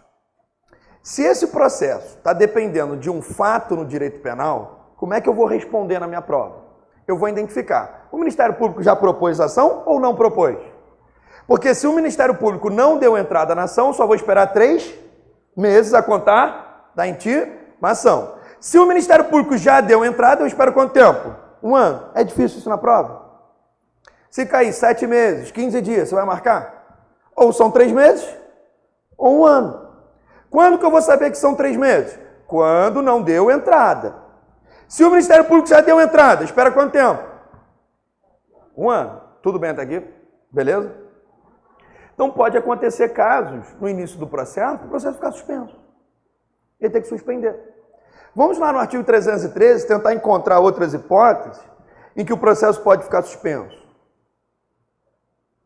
Primeiro, inciso 1º, do artigo 313, latino. pela morte ou pela perda da capacidade processual de qualquer das partes, de seus representantes ou de seu procurador. Então, se morre a parte ou se morre o advogado da parte, o que o juiz faz com o processo? Suspende o processo. Inciso 2º, pela convenção das partes. As partes, elas podem convencionar para suspender o processo. Com excelência, elas estão quase chegando no acordo. Vamos suspender o processo. Mas cuidado, no caso de suspensão da parte, 6 meses. Então, por exemplo, as partes não podem suspender um processo 2 anos. Qual é o prazo máximo que as partes podem requerer a suspensão do processo? 6 meses. Eu posso requerer a suspensão do processo por um prazo máximo de 6 meses. Tranquilo até aqui? 3. Pela arguição de impedimento ou suspeição do juiz. Se eu estou falando do juiz, o senhor está suspeito. Ele vai ter que suspender o processo para analisar a suspeição. Tranquilo? Então está aqui no inciso 3º. Inciso 4º. Pela admissão do incidente de resolução de demandas repetitivas, que é o chamado IRDR, incidente de resolução de demandas repetitivas. Fica suspenso por um prazo de 1 ano. 5. Quando a sentença de mérito depender do julgamento de outra causa ou de declaração de existência ou inexistência de relação jurídica que constitua o objeto principal do processo, ou quando tiver de ser proferida somente após a verificação de determinado fato ou produção de certa prova, requisitada a um outro juízo. Aí aqui eu posso dar exemplo para vocês, mas o que vocês precisam saber é prazo, é o mais difícil. Nesse caso do inciso 5º, o prazo máximo, 1 ano. Então, quando a sentença do mérito depender de um fato externo, qual é o prazo máximo de suspensão? 1 ano. Então, se cair na prova de vocês 8 meses, 13 meses, é errado, é 1 ano, pronto, acabou, não tem divergência, meu irmão. Então, se a decisão de mérito depende de um fato externo, qual é o prazo máximo da suspensão? 1 ano. Professor, me dá um exemplo. Uma testemunha que esteja em São Paulo. O processo tramita aqui em Nova Iguaçu, mas precisa de uma testemunha que está em São Paulo. Como é que intima a testemunha que está em São Paulo? Por carta precatória. Se essa carta precatória chegar em São Paulo e o juiz de São Paulo falar que a testemunha está em Minas, faz o quê? Fala, mano. Então, o processo tramita em Nova Iguaçu, depende de uma testemunha que está em São Paulo. Vocês estão entendendo alguma coisa? A testemunha está onde? São Paulo. Chegou em São Paulo, o juiz de São Paulo falou, a testemunha está em Minas. O juiz de São Paulo manda de volta para cá? Manda direto para Minas. Isso é uma novidade no Código, artigo 262. A carta agora ela tem caráter itinerante, ela sai indo atrás da testemunha. Mas então depende da testemunha. O juiz deprecado lá de São Paulo ou de Minas vai ter que ouvir a testemunha, não é isso? Tranquilo até aqui? Então, nesse caso, o processo tem que ficar o quê? Suspenso. Qual é o prazo máximo para ouvir essa testemunha que está lá? 1 ano. 1 ano. Na verdade, agora, o CPC ele já estipula prazo nas cartas, né? Mas o máximo qual é? 1 ano. Então, está aí no inciso 5º do artigo 313. Dei um exemplo para vocês. Testemunha. Se você quiser anotar, artigo 477. Tranquilo? Inciso 6º, motivo de força maior, uma enchente num fórum ou algo parecido. Inciso 7º, quando se discutir em juízo questão corrente de acidentes e fatos de navegação e a competência seja do Tribunal Marítimo, o processo também tem que ficar suspenso. Nos demais casos que regulamenta esse código, pelo parto ou pela concessão, que foi uma novidade aí do código, de adoção, quando a advogada responsável pelo processo constitui a única patrona. Então, se ela engravidou, é a única advogada do processo, ou adotou, o processo também pode ficar suspenso. Aí vai ser um prazo máximo de 30 dias, tá? Inciso 10. Quando o advogado responsável pelo processo constitui o único patrono da causa, também se tornar pai. Também é uma novidade. Olha o parágrafo 1º do artigo 313. Na hipótese do inciso 1º, que é a morte, o juiz suspenderá o processo nos termos do artigo 689. Parágrafo 2º. Não ajuizada a ação de habilitação, ao tomar conhecimento da morte, o juiz determinará a suspensão do processo e vai obedecer o seguinte. Primeiro, falecido o réu, ele vai ordenar a timação do autor para que promova a citação do respectivo espólio de quem for sucessor, ou, se for o caso, os herdeiros, no prazo de designar, no período compreendido entre 2 e, no máximo, 6 meses. Então, faleceu o réu, o que o juiz vai falar? Falar, aí, autor, a pessoa que você está processando morreu. Agora você tem que providenciar a citação aí do espólio. Qual é o prazo? De 2 a 6 meses. Vai dar um trabalhinho para o autor, né? Inciso segundo. Falecido o autor, sendo transmissível o direito e litígio, determinará a intimação de seu espólio de quem for o sucessor ou, se for o caso, dos herdeiros, pelos meios de divulgação que reputar mais adequados, para que se mantiver interesse na sucessão processual e promova a respectiva habilitação no prazo designado, sob pena de extinção do processo, sem resolução do mérito. Então, olha que interessante. Se morreu o autor, o que o juiz vai ter que fazer? Vai falar, essa causa é transmitida aos herdeiros? Não é? Se for transmitida aos herdeiros, ele tem que intimar quem? O espólio. Senão, ele julga extinto o processo. Tranquilo? Então, o CPC ele tem isso de bom. Ou ele anda para a direita ou anda para a esquerda. Morreu quem? O réu. Ah, mas pode ter morrido o autor. Beleza? Morreu o réu ou morreu o autor, a regra está aqui no artigo 313. Depois, parágrafo 3º, 313. No caso de morte do advogado, procurador, de qualquer das partes, ainda que já iniciada a audiência de instrução, e perceba que no novo CPC nem tem audiência de instrução, né? Eu nem falei, nem tem. No novo CPC, apenas 1% dos processos tem audiência de instrução. Ela seria aqui, ó. Só que não tem mais no novo CPC audiência de instrução. Está no 358 ao 368. No novo CPC, não tem mais audiência de instrução de julgamento. Eu mesmo vou morrer sem ver uma. Só vai ter no novo CPC audiência de instrução de julgamento se houver necessidade de produção de prova oral. Lembrando que aqui eu não estou falando disso. Aqui não é uma aula de juizado especial. Eu estou falando do procedimento comum. Beleza? No novo CPC, só vai ter audiência de instrução de julgamento no procedimento comum se houver necessidade de produção de prova o quê? Hein, gente? Oral. Se não tem necessidade de produção de prova oral, não tem o quê? RJ.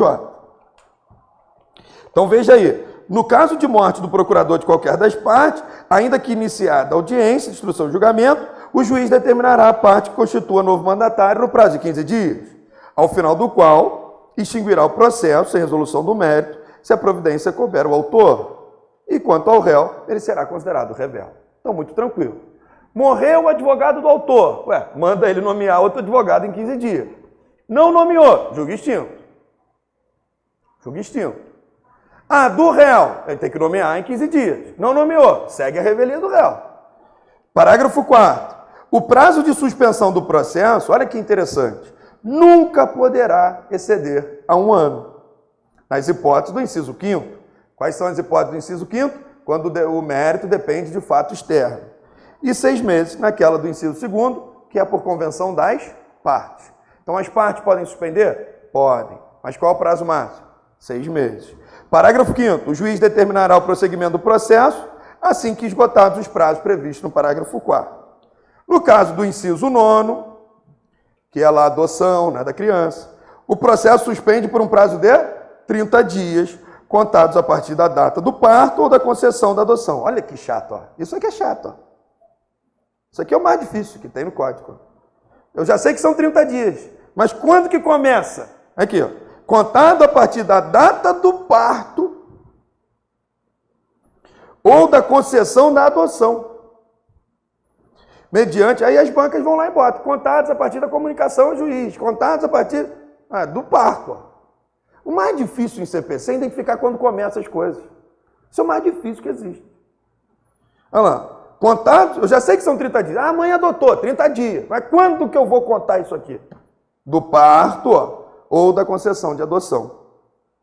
Mediante a apresentação de certidão de documento, de nascimento, ou documento similar que comprove a realização do parto ou do termo judicial que tenha concedido a adoção. No caso do inciso 10, que é do advogado, o período de suspensão para o pai, apenas 8 dias, contados a partir do parto ou da concessão de adoção também. Beleza? Então percebam que o mais difícil no código é a gente ficar decorando esses marcos iniciais, quando começam as coisas. Isso é o mais difícil aqui. O resto, entender a lógica do CPC é bem tranquilo. Aí olha o artigo 314. Durante a suspensão, é vedado praticar qualquer ato processual, podendo o juiz, todavia, determinar a realização de atos urgentes, a fim de evitar um dano irreparável, salvo no caso de arguição de impedimento ou suspensão. Mas qual é a regra do jogo? Se o processo está suspenso, deve-se evitar a prática de atos processuais. O problema é que o processo ele não só se suspende pelo 313. Porque vai lá no 313, olha só o que diz o 313 aqui, ó. Inciso 8º, grifa aí o inciso 8º. Olha o que diz o inciso 8º. Nos demais casos que esse código regula. Então eu vou encontrar no Código de Processo Civil diversos outros casos em que o processo fica suspenso, em que não está no 313. Professor, me dá um exemplo aí. IDPJ.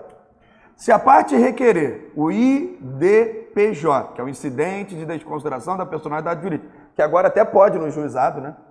O artigo 1062 do CPC admite no juizado. O IDPJ está a partir do artigo 133. IDPJ, incidente de desconsideração da personalidade jurídica. O processo suspende, mas não suspende. Por quê? Ele suspende para citar a empresa ou o sócio. Então é uma típica hipótese em que, apesar do processo estar suspenso, o juiz pode determinar uma citação. Porque o IDPJ é o incidente de desconsideração da personalidade jurídica. Eu saio da empresa e ataco o patrimônio do sócio. Só que eu não vou ter que citar o sócio. Então ele fica, o Câmara chama isso de suspensão imprópria. E a suspensão imprópria está no artigo 314. Olha o que diz o artigo 314 do Código. Durante a suspensão, é vedado praticar qualquer ato processual. Essa é a regra. E concurso, cara, é só responder na regra. Se cair na prova de vocês, o Brasil tem pena de morte? Responde assim, não tem. Se cair na prova de vocês, no Brasil pode acumular cargos? Responde assim, não pode. Eu nunca vou lembrar a exceção para a banca. É a banca quem tem que me lembrar a exceção. Eu faço provas que cai prova oral, eu estudo para a procuradoria. Eu rezo no meu concurso na prova oral para que o cara só me pergunte a exceção. Porque se ele perguntar assim, o processo suspende por quanto tempo? Falar, máximo 1 ano. Eu não posso ficar dando exceção para ele. Eu não posso fazer isso. Eu sei que pode ter mais de 1 ano se eu ficar somando com recesso, com algo, com força maior. Em caso de força maior, pode ultrapassar 1 ano. Mas eu nunca vou falar isso pro cara. Se o cara me pergunta assim, ó, no Brasil tem pena de morte? Eu falo, não, excelência, no Brasil não. Aí se ele perguntar assim para mim, mas existe alguma hipótese? Falar, existe uma, excelência, em caso de guerra. Mas eu nunca vou falar, tem em caso de guerra. Pô, o cara vai me dar 0. Então qual é a regra? A regra está no 314. Durante a suspensão, essa é a regra.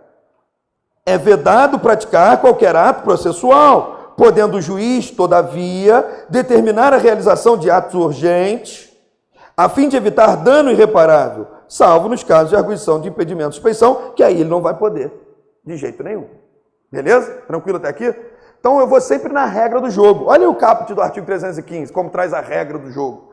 Se o conhecimento de mérito depender da verificação da existência de um fato delituoso, o juiz pode determinar a suspensão do processo até que se pronuncie a justiça criminal. Mas a gente sabe que às vezes a justiça criminal demora 20 anos para se pronunciar. Aí os parágrafos 1º e 3º traz a exceção. Olha, se não deu entrada ainda, 3 meses. Já deu entrada, 1 ano. Mas às vezes a prova cobra a regra do jogo. Se a prova cobra a regra do jogo, eu tenho que ir na regra. Quer ver o negócio? Peguem aí o material de exercício de vocês. Se a prova cobra a regra, eu vou na regra. Eu tenho sempre que lembrar a regra e conhecer a exceção. Mas eu não posso falar para o examinador a exceção. Ele tem que falar, concorda? Olha só o que diz aí a questão de analista judiciário, área judiciária do TRF. A questão de número 7. Analista judiciário, área judiciária. Solta na tela aí, Latino. Banca CESP, TRF1. Solta na tela aí, Latino. Qual o nome da banda que o Damasceno gosta? Cara Metade. Solta uma música do Cara Metade, Latino. Olha só, questão de número 7. Damasceno está nessa turma ou não? Oi? Acho que sim. Tá. Então, quando ele, na próxima aula, bota aí um som do Cara Metade, tá bom? A respeito, acharam a questão aí? A prova de analista, não é? A respeito da petição inicial da tutela provisória, da suspensão do processo da nulidade, julgue o item. Se a decisão de mérito depender de uma verificação de um fato delituoso, o juiz poderá determinar a suspensão do processo até o pronunciamento da justiça criminal. Certo ou errado? Certo. Marcou a regra. Certíssimo. Ele copiou e colou o artigo quê? 315. Então o CPC é assim. As questões que caem em prova, copiam os artigos e jogam aqui. É assim. Beleza? Tranquilo? Lá na IBMEC, a gente só pode dar questão para os alunos inédita. A gente não pode, na IBMEC, pegar uma questão do que é concurso e dar. É tudo inédito. Aí eles me pedem as questões, sabe o que eu faço? Entro no CPC, copio e colo, mudo assim uma palavrinha e falo, faz aí a questão. É ridículo inventar a questão do CPC, que é só copiar os artigos. Agora, outro dia me falaram assim, professor, me manda umas questões inéditas de administrativo. Eu falei, fudeu, que merda. Vou levar horas para tentar fazer uma questão, né? O que eu falo na questão? Não sei. Agora, CPC, eu vou lá, copio, mudo o A pelo B, sei lá, tá tudo errado. Beleza? Tranquilo? Então, aqui é tudo copia e cola. Além disso, aqui no CPC, vocês vão perceber que o CPC é muito parecido com o simulado do Detran. Vocês já fizeram a prova do Detran? Vocês vão ver que a CPC é uma matéria que não importa se o concurso é de juiz ou de técnico judiciário, é tudo igual. Tudo igual. Quer ver um negócio? Vamos fazer a questão número 6. É simulado Detran. Ó, mudou a banca, mudou o cargo, mudou o estado. A gente está saindo agora e está indo lá para Minas Gerais, para uma outra banca, e olha o que a banca pergunta. Sobre a formação, suspensão, extinção do processo, analise as assertivas a seguir. Olha a matéria como é que é. 1. Suspende-se o processo pela convenção das partes pelo prazo nunca excedente a 1 ano. Pela convenção das partes, qual é o prazo máximo? 6 meses.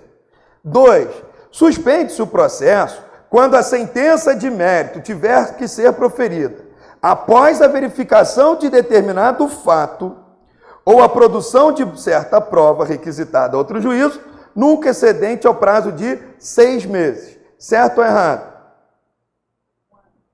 1 ano. Quando vai para outro, qual é o prazo? 1 ano, que é o exemplo lá do juízo deprecado. Então está errado também, não tá?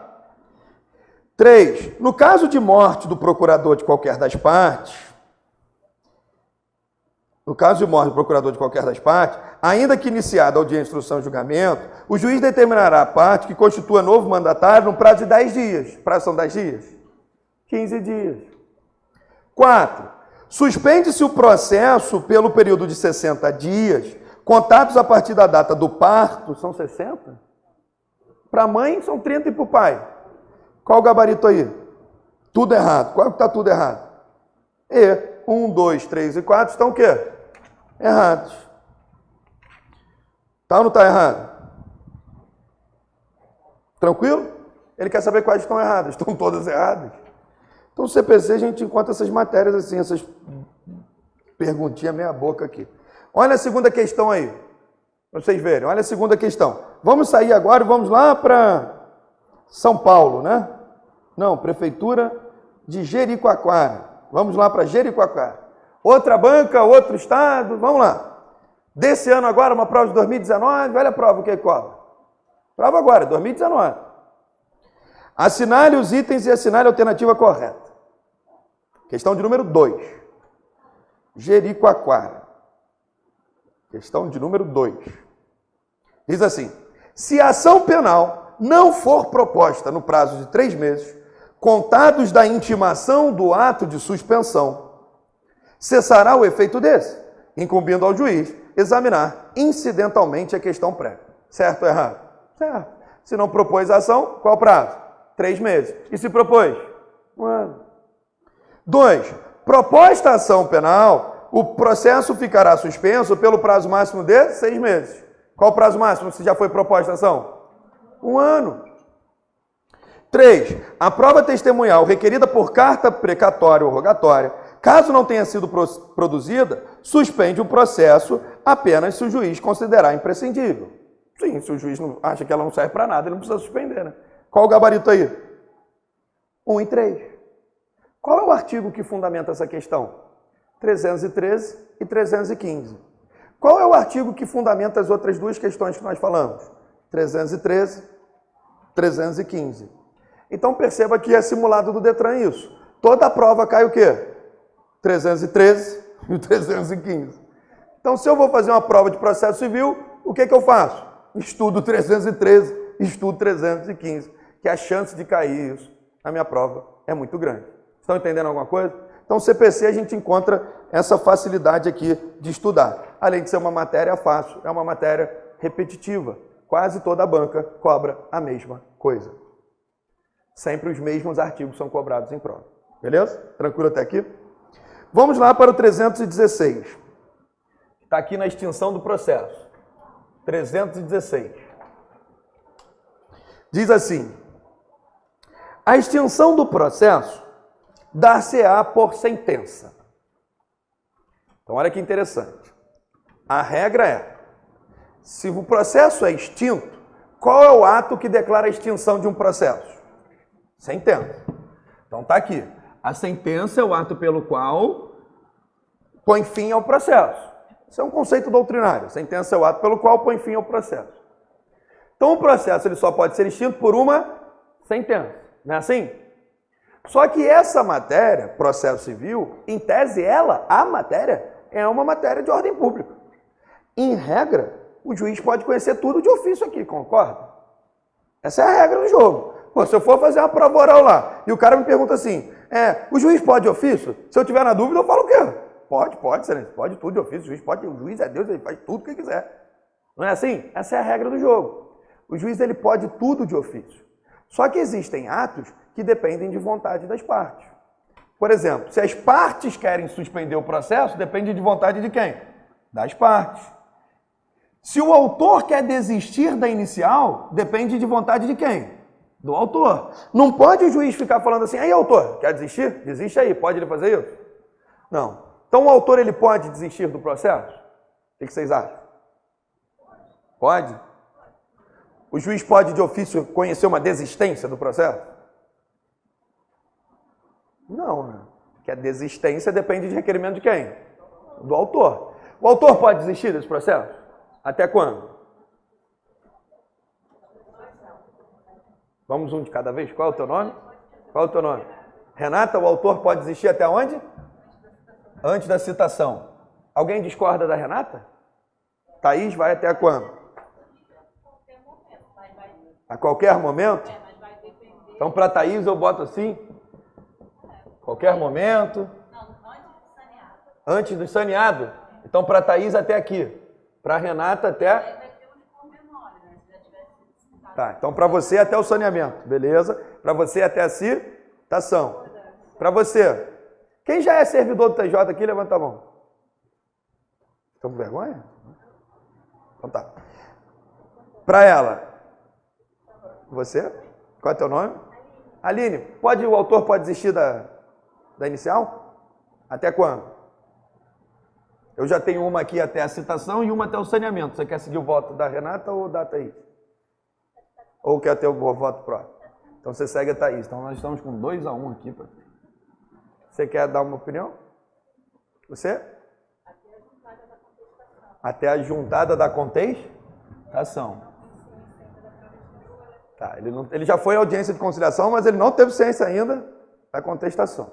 Então, para ela, na contestação. Qual é o teu nome mesmo? Ângela. Para Ângela, então, até aqui. Até onde? Só quero saber até o momento, gente. Você? Para ela, qualquer momento. Então, para ela, teve recurso, execução, Você falou a qualquer momento. Nota 10, ela ganhou.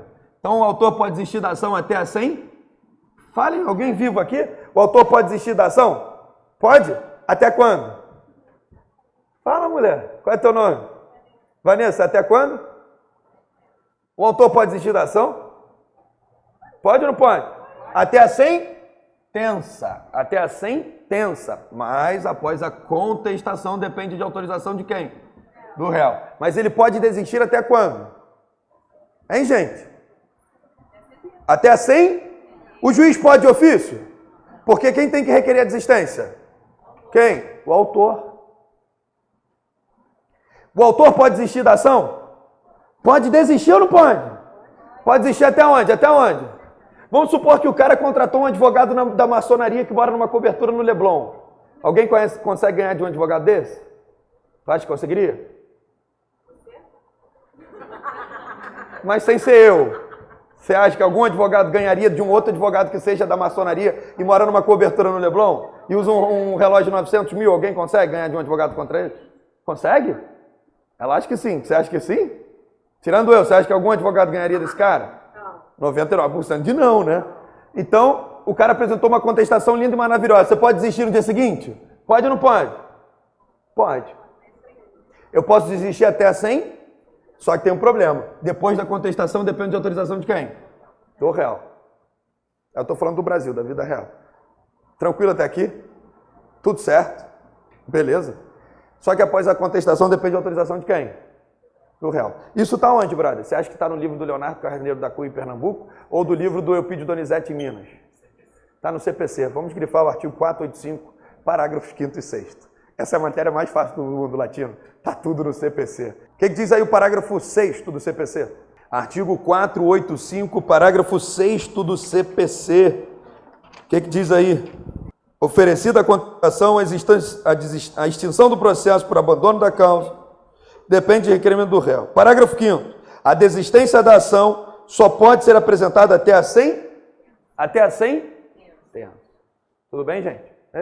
Tranquilo? Agora, o juiz pode ofício? Pode? Pode que não, né? O autor tem que requerer. Aí tem uma pergunta que caiu agora no TJ de Minas. Por que após a contestação eu só dependo de autorização do réu? Alguém saberia me dizer? A pergunta que caiu no TJ de Minas Gerais agora, na prova de analista, foi o seguinte. Por que após a contestação só pode desistir da ação com autorização do réu? Por quê? Por causa da reconvenção? Não. A reconvenção, que inclusive caiu na prova da OAB domingo, né? A reconvenção é uma ação do réu contra o autor. Isso é a reconvenção. O que é uma reconvenção? É uma ação do réu contra o autor. Nem toda contestação tem reconvenção. Por que eu dependo da autorização do réu? Sabe por quê? Porque o direito de ação ele é bifrontal. O direito de ação ele é bifrontal. O que significa isso, professor? Direito de ação ele é bifrontal. O que significa isso? Significa que o réu também tem direito de ação. Quem tem direito a um julgamento do mérito? Só o autor? Não. O réu também. Por que o réu também tem direito ao julgamento de ação do mérito? Porque o direito de ação ele é bifrontal. Isso chama-se teoria da bifrontalidade do direito de ação. O direito de ação ele também é do réu. O réu pode pedir uma tutela provisória? Pode. O réu pode juntar testemunhas? Requerer produção de provas? Por que ele pode fazer tudo isso? Porque o direito de ação ele é o quê? Bifrontal. Teoria da bifrontalidade do direito de ação. O réu também pode pedir tutela provisória incidental de urgência, cautelar. Qual o problema? Nenhum. Beleza? Tranquilo, meu irmão? Então, eu posso desistir da ação? Até onde? Até a 100? Mas após a contestação depende da autorização de quem? Do réu. Quer ver uma outra perguntinha que cai em prova? Posso alterar o pedido? Alterar o pedido? Vamos supor que o pai entrou na justiça pedindo a visitação da filha. Ele pediu uma regulamentação de visita. Mas no curso do processo ele descobre, sei lá, alguma coisa esquisita, tipo, a mãe vota no PSOL. Será que algum pai vai querer deixar a filha com alguém que vota no Marcelo Freixo? Assim? Ele pode alterar o pedido, ô Latino? Cara, tá chovendo, Latino? Que doideira, hein, Latino? Hein, Latino? Tem geladeira aí, essas coisas, fogão? A gente consegue ficar aqui, estudando? Gente, pode alterar o pedido? O que vocês acham?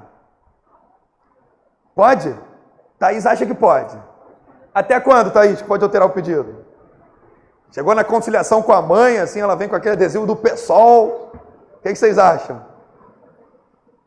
Pode alterar ou não? O quê? Não pode alterar o pedido. Você acha que pode ou não pode, meu irmão? Essas duas moças ali, elas estão bem? Vocês estão bem aí atrás? O autor pode alterar o pedido? A Thaís, ela está votando bastante aqui. A Thaís, ela acha que é até aqui, não é isso, Thaís? Você acha que o autor pode alterar o pedido? Alterar? O pai estava pedindo regulamentação de visita, mas agora ele quer a guarda, meu irmão, definitiva, meu irmão. Pode alterar? Pode alterar ou não o pedido? Pode alterar? Até onde? A divergência? Todo mundo errou. Pode alterar o pedido sim, até a fase de saneamento. O autor pode alterar o pedido até onde? O autor pode desistir da ação? Até onde? Até a 100? O autor pode alterar o pedido? Até onde? Pode desistir e alterar? Até a sentença. Só que, presta atenção aqui, olha só, após a citação depende de autorização de quem? Do réu. Vocês estão entendendo alguma coisa ou não? O autor pode desistir da ação? Até quando? Mas após a contestação depende de quem? Do réu. Ele pode alterar o pedido? Até onde? Mas após a citação depende de quem? Do réu. Está entendendo isso? Vocês estão entendendo? Você acha que isso está no livro do professor André Abelha, professor da PUC de São Paulo? Hein? Você acha que isso está no livro do professor Humberto Dalla, professor da UF? Você acha que isso está onde? Aonde? CPC, meu irmão. Isso está no artigo 329 do CPC. Vamos no artigo 329 aí, ó, cara metade. Esse nome é engraçado, né? Cara metade. Artigo 329. Já vamos grifar esse código todo hoje, que eu vou falar para ele que não precisa de 7 aulas, não. Artigo 329 aí do CPC, ó. 329. O autor poderá, até a citação, aditar ou alterar o pedido. E até o saneamento, alterar ou aditar o pedido com o consentimento do réu. Então o autor pode desistir da inicial, tá aí? Desistir. Até onde? Até onde? Até a sentença. Mas após a contestação depende de autorização de quem? Do réu. O autor pode alterar o pedido? Até o mas após a citação depende de quem? Do réu. Tá tudo bem até aqui?